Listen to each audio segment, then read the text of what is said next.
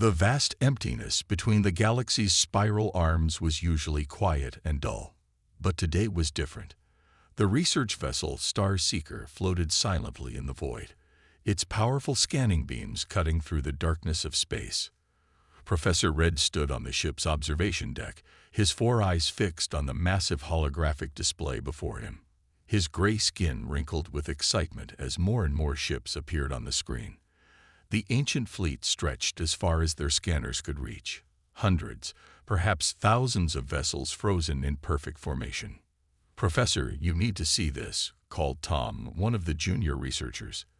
The young alien's tentacles moved quickly over the control panel, bringing up detailed scans of the nearest ship. "These vessels, they're old, really old." Red moved closer to the display, his long fingers tracing the outline of one massive battleship. "How old?" "Initial dating suggests at least 50,000 years," Tom replied, his voice trembling with excitement. "But that's not the strange part. Look at their design." The scans showed ships that seemed almost primitive by modern standards. Their hulls were made of what appeared to be simple metallic alloys, their weapon systems looked basic, and their engines seemed to use outdated propulsion technology. "Fascinating," Red muttered, moving from one display to another. "A perfectly preserved fleet from a long-dead civilization. The Historical Society will be thrilled." More researchers joined them on the deck. Among them was Dr. Blue, the team's technology expert. She studied the scans with her 6 eyes narrowed in confusion. "This doesn't make sense," she said, her antenna twitching. "The preservation is too perfect. Space debris should have caused more damage over 50,000 years." Red nodded in agreement. Something about this discovery felt different from anything they'd found before. He had spent his entire 300-year career studying ancient civilizations, but this fleet made his scales tingle with both excitement and unease. "Launch the probe droids," he ordered. "Let's get a closer look." 20 small probe droids detached from the Star Seeker, their lights blinking as they approached the nearest battleship. The ancient vessel was massive, at least 3 kilometers long, with what looked like basic kinetic weapon ports along its sides. The team watched in silence as the first images came back. The ship's hull was dark gray, covered in what appeared to be primitive armor plating. Strange symbols were carved into its side, their meaning lost to time. "Look at how basic their technology was," one researcher laughed. "They didn't even have proper energy shielding. One hit from our modern weapons would tear these ships apart." Red didn't share their amusement. Something about these ships demanded respect. Maybe it was their sheer size, or perhaps the perfect precision of their formation, maintained even after 50 millennia. "Don't be so quick to judge," he warned. "Our ancestors were once primitive too. Every civilization starts somewhere." As if responding to his words, one of the probe droids suddenly detected something unusual. "Professor," Tom called out, "we're picking up trace energy readings from deep within the flagship." Red rushed to the console. The readings were faint but unmistakable. Somewhere in that massive ship, systems that should have died ages ago were still functioning.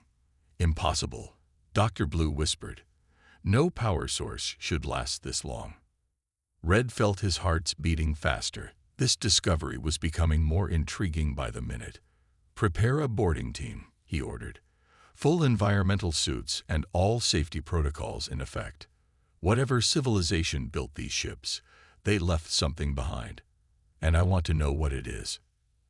As the team prepared for their expedition, none of them realized they were about to uncover a secret that would change the galaxy forever. The ancient fleet wasn't just a relic of the past. It was a sleeping giant, waiting for the right moment to awaken. And that moment was coming sooner than anyone expected. The boarding team's shuttle approached the ancient flagship slowly. Professor Red watched through the viewport as their lights illuminated the massive hull, revealing more of the mysterious symbols carved into the dark metal. Behind him, 6 researchers checked their environment suits one final time. "Remember," Red said, his voice calm but firm, "touch nothing without scanning it first. These ships are older than our entire civilization. The docking procedure was surprisingly easy. Despite its age, the ship's external airlock still functioned perfectly. Too perfectly, Red thought, but kept his concerns to himself. As they entered the ship, their suit lights revealed long corridors covered in dust. The air was stale. Their sensors showed it had been trapped here for millennia. The team moved carefully, documenting everything with their scanners. "Professor," called Dr. Blue, "these internal walls, they're made of something strange. Our scanners can't identify the material." Before Red could respond, a young researcher named Mike stumbled, his hand brushing against a wall panel. To everyone's surprise, the panel lit up with a soft blue glow. "Nobody move," Red ordered, but it was too late. The glow spread quickly, racing along the corridors like flowing water. Within seconds, the entire section of the ship began humming with energy. Lights flickered on overhead, revealing that what they had thought was dust was actually a thin layer of protective coating. "Impossible," Dr. Blue whispered, her 6 eyes wide with shock. "These systems shouldn't be working. The power source should have died ages ago." The ship's awakening continued. Panels that had seemed like simple metal suddenly became transparent, revealing complex machinery beneath. The crude weapon ports they had seen from outside transformed, smooth metal flowing like liquid to reveal advanced energy weapon systems. "It's some kind of metamaterial," Tom said excitedly, scanning everything. "The whole ship is made of it. It can change its properties at will." Red felt his heart racing. "Everyone, back to the shuttle. Now." But before they could move, a deep rumble shook the entire ship. Through the now transparent walls, they could see other vessels in the fleet coming to life. One by one, the ancient ships began to power up, their seemingly primitive exteriors transforming to reveal their true nature. "Professor," Mike called from a nearby console that had just activated, "you need to see this." The console displayed information in an unknown language, but as they watched, the symbols shifted and changed, transforming into their modern galactic standard language. Numbers and diagrams flowed across the screen, showing power readings that made Dr. Blue gasp. "These energy levels, they're impossible. The technology to create such efficient power systems doesn't exist even today."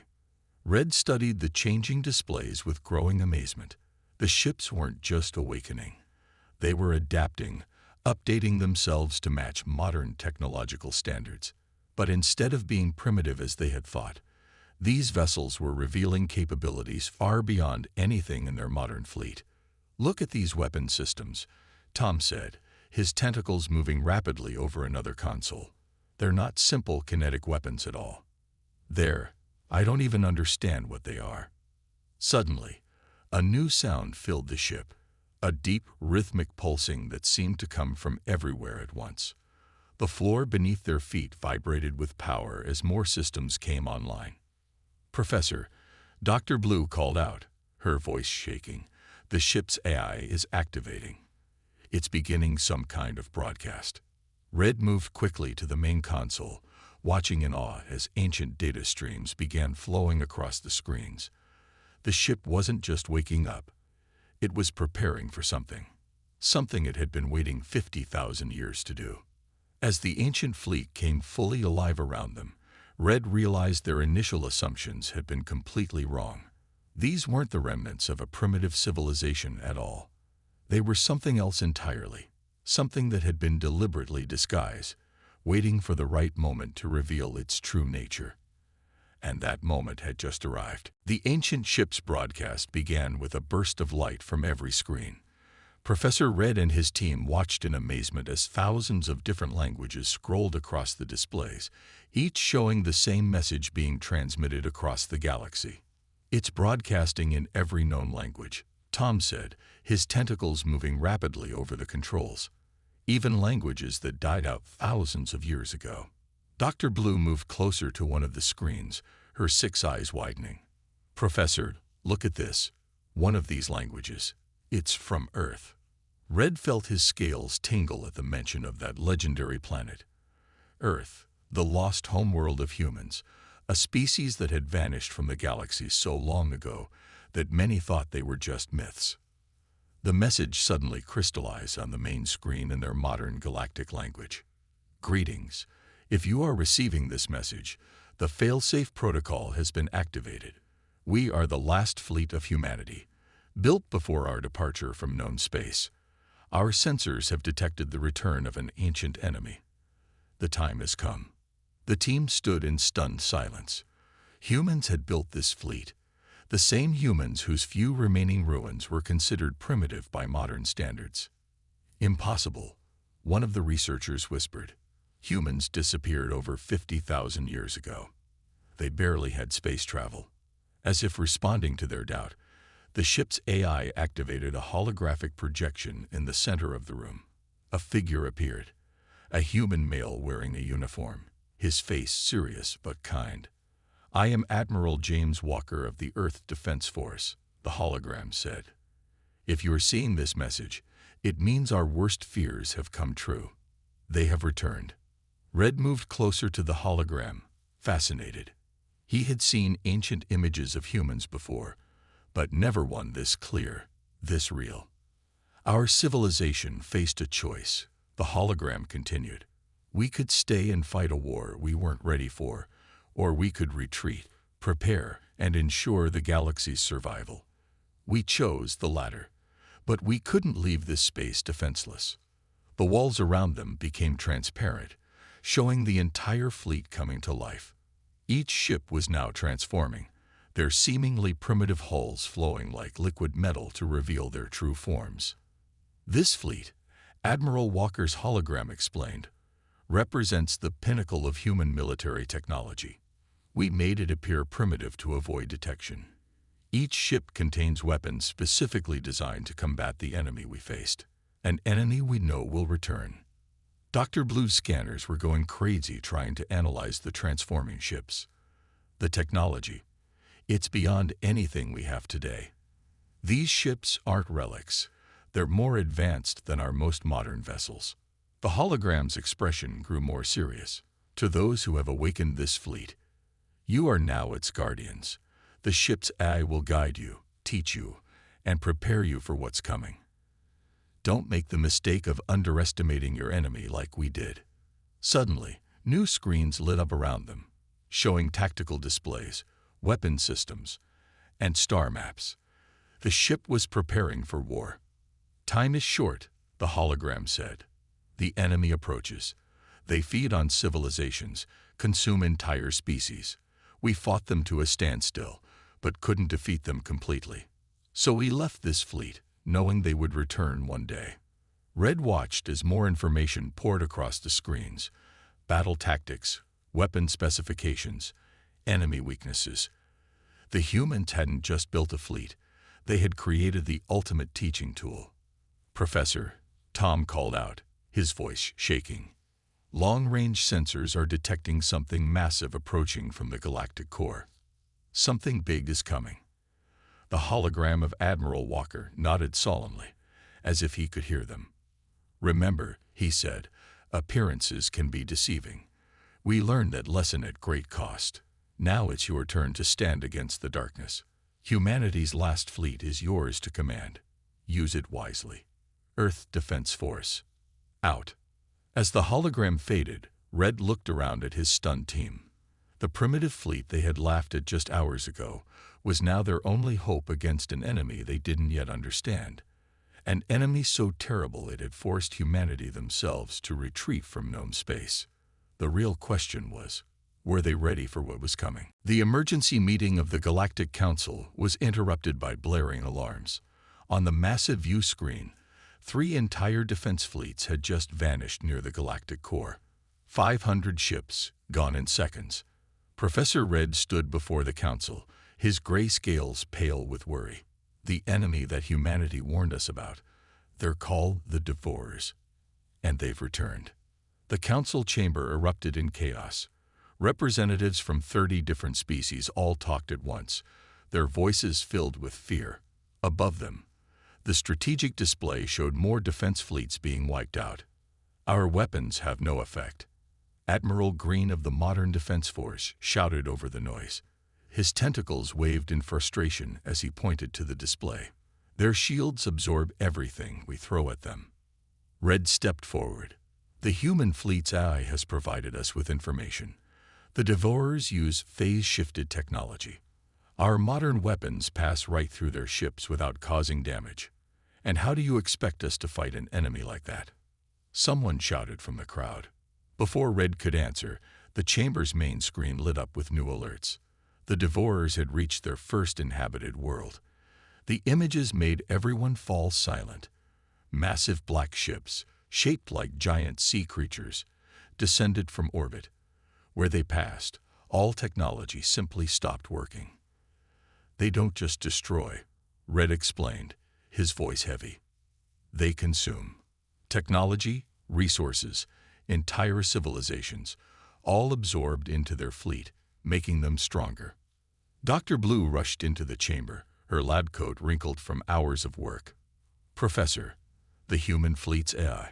It's finished analyzing their attack pattern. It's not random.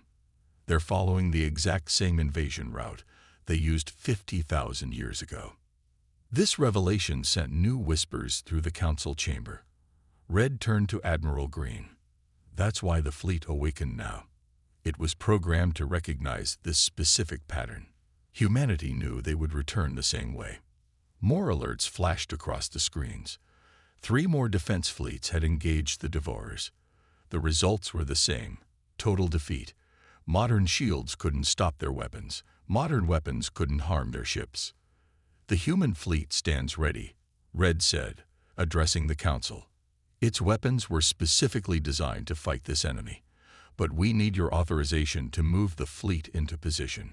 The council leader, a tall being with crystalline skin, stood up. This ancient fleet you discovered, you're certain it can fight these Devourers? The humans fought them before, Red replied. They developed weapons that could harm them, technology that could resist their attacks. Everything we need is in that fleet. Suddenly, the chamber's lights flickered. On the main screen, a new threat appeared. A massive Devourer ship, bigger than anything they'd seen before, emerging from the galactic core.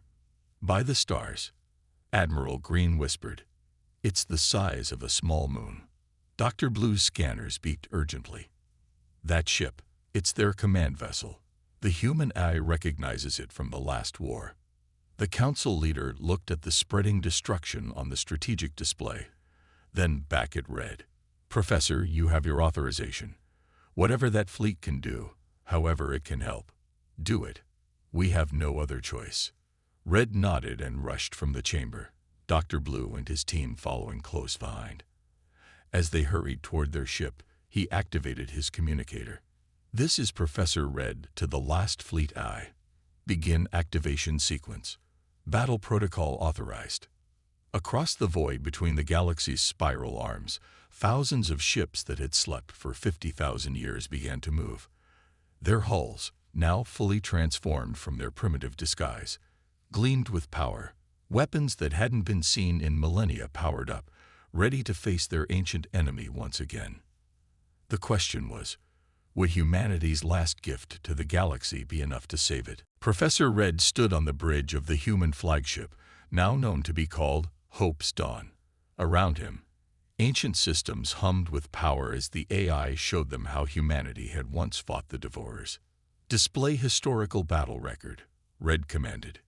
The bridge transformed into a massive holographic space. The team watched in awe as scenes from the ancient war played out around them.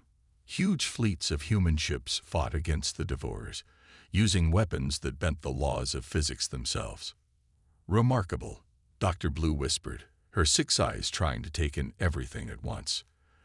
The humans didn't just fight the Devourers, they understood them. The AI's voice, calm and clear, filled the bridge. The Devourers were once like any other species, but they discovered a way to convert matter directly into energy, and energy back into matter. They became living ships, consuming everything in their path to grow stronger. Tom worked at a nearby console, his tentacles moving quickly as he studied the weapon systems. That's why our modern weapons don't work. The Devourers just absorb the energy and use it to make themselves stronger. Correct, the AI confirmed. Humanity discovered this the hard way. Many battles were lost before they found a solution. The holographic display changed, showing detailed scans of the Devourer ships. Their weakness, the AI explained, lies in the way they process energy. They can only absorb energy that exists in normal space. Red moved closer to the display, his scales tingling with excitement. And that's what makes these ships special, isn't it? Your weapons don't work in normal space. Precisely. The AI brought up diagrams of the human fleet's weapon systems. These ships use quantum phase technology. Our weapons exist in multiple states of reality at once. The Devourers can't absorb what they can't fully interact with. Dr. Blue's scanner beeped as she analyzed the ship's systems. The complexity. The humans weren't primitive at all. They were far beyond where we are now. Humanity faced a choice. The AI continued, showing scenes of the final battles. They could stay and fight a war that might destroy the galaxy, or they could retreat, hide their true technology, and prepare a surprise for when the Devourers returned. A hologram showed the human fleet driving the Devourers back to the galactic core. Victory was achieved, but at great cost. The core was sealed, preventing the Devourers from spreading. But humanity knew the seal wouldn't last forever. So they built this fleet, Red said, understanding dawning in his four eyes. Made it look primitive, so the Devourers wouldn't recognize the threat. And they left it here, waiting for the day it would be needed again. Why didn't they stay? Tom asked, looking up from his console. If they were this advanced, they could have ruled the galaxy. The AI was quiet for a moment before responding. Humanity learned much from fighting the Devourers.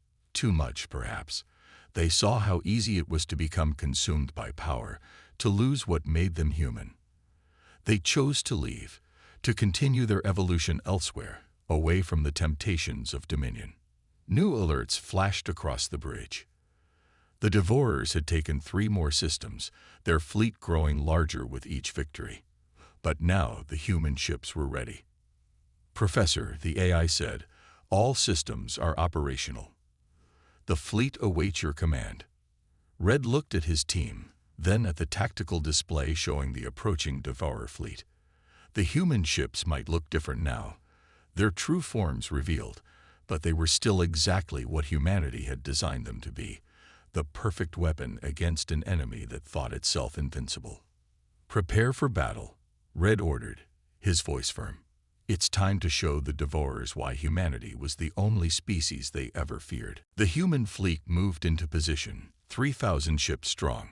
Professor Red watched from the Bridge of Hope's dawn as the Devourer armada approached, a massive swarm of black ships that seemed to swallow the light of distant stars. Enemy fleet will be in range in 5 minutes, Tom announced, his tentacles steady on the controls. Dr. Blue monitored the fleet's power systems, all ships reporting ready. Quantum phase weapons are charged and synchronized. The AI's voice was calm. Remember, the Devourers will expect your ships to be as ineffective as the modern fleet. Use that assumption against them. Red nodded, watching the tactical display. The enemy fleet was huge, easily 10,000 ships, with the moon-sized command ship floating behind them like a dark god of destruction. All ships, battle formation, Red commanded. Remember your training. The AI has taught us how to use these weapons. Now let's show them what humanity left us. The Devourer fleet struck first. Massive energy beams lanced out from their ships, expecting to tear through the human fleet easily. Instead, the beams passed harmlessly through the quantum-phased hulls. Now, Red ordered, all ships, return fire. The human fleet's weapons activated as one. Beams of shifting light, existing in multiple realities at once, struck the Devourer ships. Their supposedly invincible shields couldn't stop what they couldn't fully detect. Dozens of the massive black ships exploded. Direct hits, Tom shouted excitedly. Their shields can't adapt. The Devourers reacted quickly, changing tactics. Their ships broke formation, trying to surround the human fleet, but the AI had predicted this. Activating probability drives, the AI announced. The human ships shifted positions instantly, appearing where the Devourers least expected them. More quantum phase beams struck home, destroying another wave of enemy ships. "They're trying to communicate," Dr. Blue reported, monitoring the signals. They're asking what we are." "Show them," Red commanded. The AI broadcast the truth to the enemy fleet. These were human weapons designed specifically to destroy them. The effect was immediate. The Devourer fleet's organized attack turned into chaos. "They remember," the AI said. "They remember humanity, and they remember fear." But the Devourers weren't defeated yet. Their moon-sized command ship moved forward, its surface rippling like black water. It fired a beam so powerful it distorted space itself. "Evasive action," Red shouted. The human fleet scattered, but 3 ships were caught in the beam.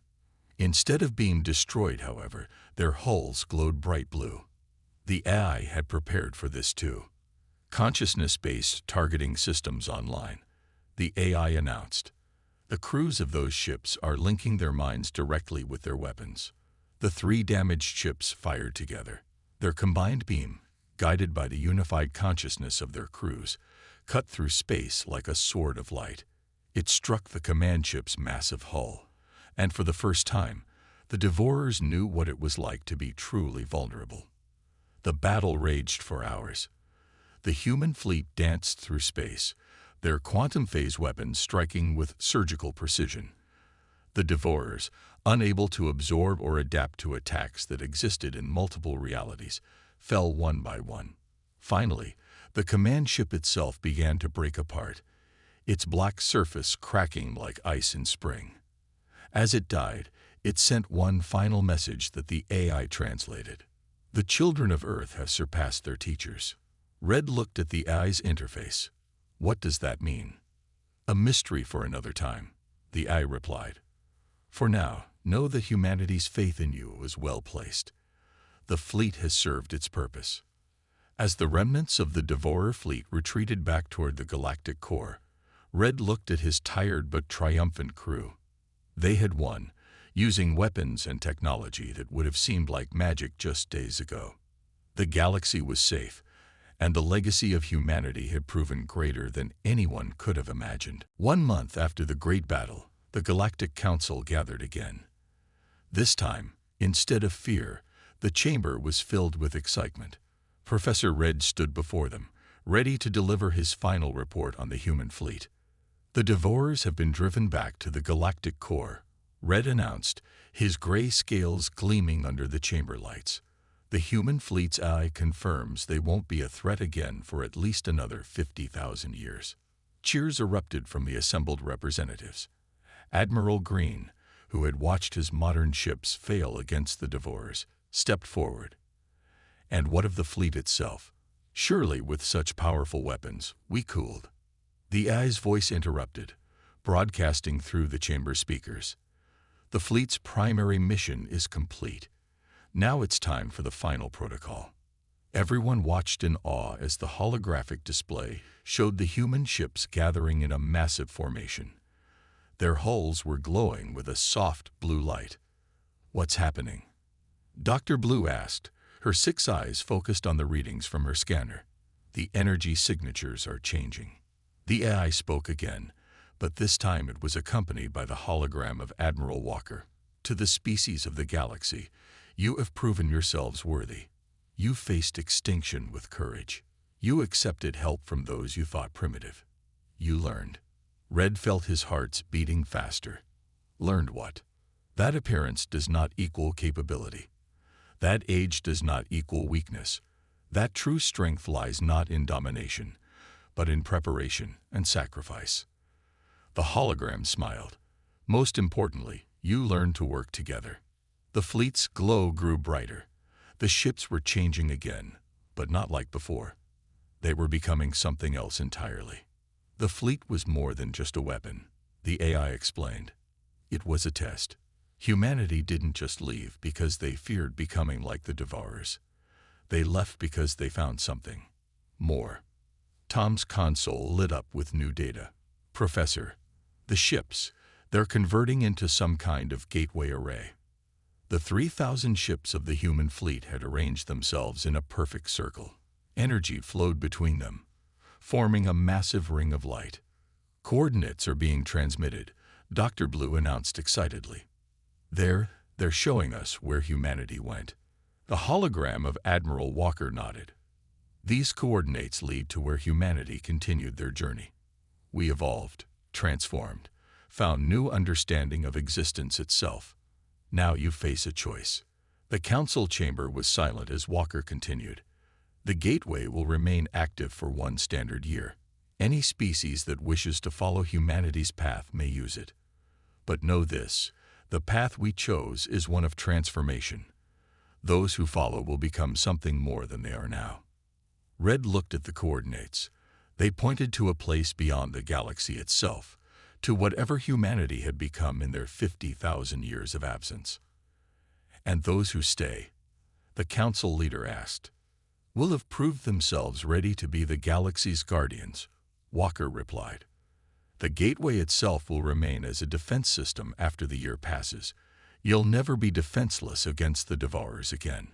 The council erupted in discussion. Some species immediately began preparing to follow humanity's path.